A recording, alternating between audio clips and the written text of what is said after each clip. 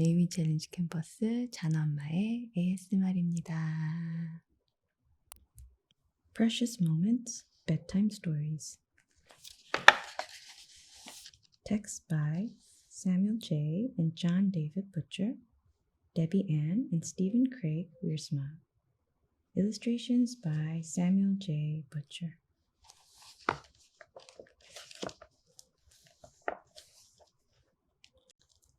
Little Beaver.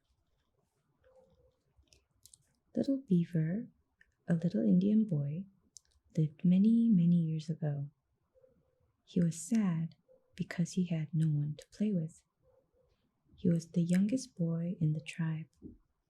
All the other boys were older, old enough to be Indian braves, and Indian braves were much too busy to play with the little boy.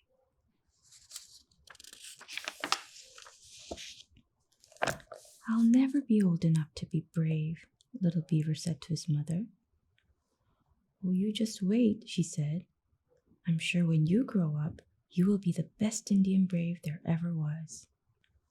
Mother was usually right, and little Beaver smiled whenever he thought about her promise that he would be the best Indian brave ever.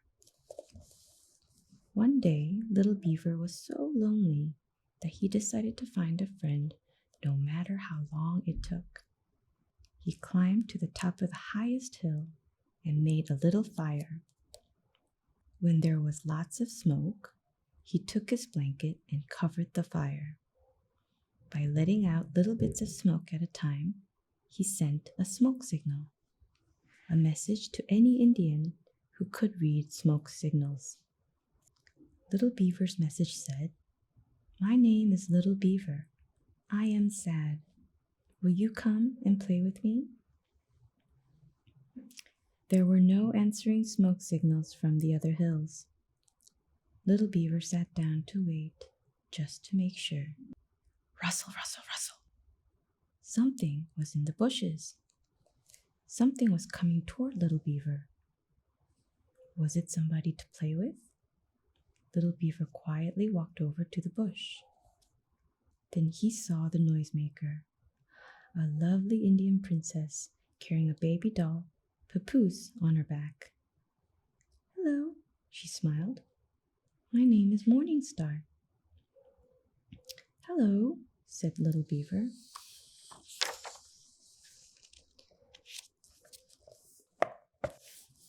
"I saw your smoke signal and I came here right away," Morning Star said happily. "Oh, I'm really glad you did," said Little Beaver, "because I'm so lonely and I truly need a friend." The little princess smiled. "You look so strong and brave. Can you shoot an arrow straight for a long way?" "Oh yes, I am brave. Very brave," said Little Beaver proudly.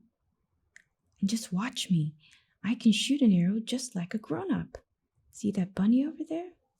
Little Beaver quickly pulled a little string on his bow, and an arrow flew into the air. "Ouch!" cried the bunny, as he rubbed his backside where the arrow hit him. Little Beaver felt so bad that tears fell down his cheeks. "Oh, I'm so sorry, Bunny. I wanted to show Morning Star how far I could shoot an arrow. I didn't mean to hurt you." The bunny looked up and smiled at Little Beaver. Then it hopped away. "Oh dear, I know the princess saw me cry. I guess I really am not very brave. I'll have to make her believe that I didn't mean to hurt the bunny." Little Beaver was sure the princess wouldn't want him for a friend now. "Little Beaver?" a gentle voice called. It was Princess Morningstar. "You are good with your bow and arrow, but even more than that, you are very, very kind. A missionary came to our village and taught us that kindness is the most important gift of all. Then my father told me to look for a friend who is kind." Little Beaver could hardly believe his ears. Morning Star still wanted to be his friend. "Please, Little Beaver, let's go to see my father. When I tell him about your kindness, he will be happy to hear about my special friend." Quickly, little Beaver and Morning Star got into his canoe and paddled to her village. Little Beaver met her father, a tall, tall Indian. Morning Star told the story of Little Beaver and the bunny. The chief smiled. "Little Beaver, the Bible says, 'Be kind to one another.' I want Morning Star to have friends who are kind to each other and to all the creatures God has made. I hope you and Morning Star have many happy days playing together. And when you get older and bigger, I'm sure that you will be a kind and great Indian brave, perhaps the best one ever."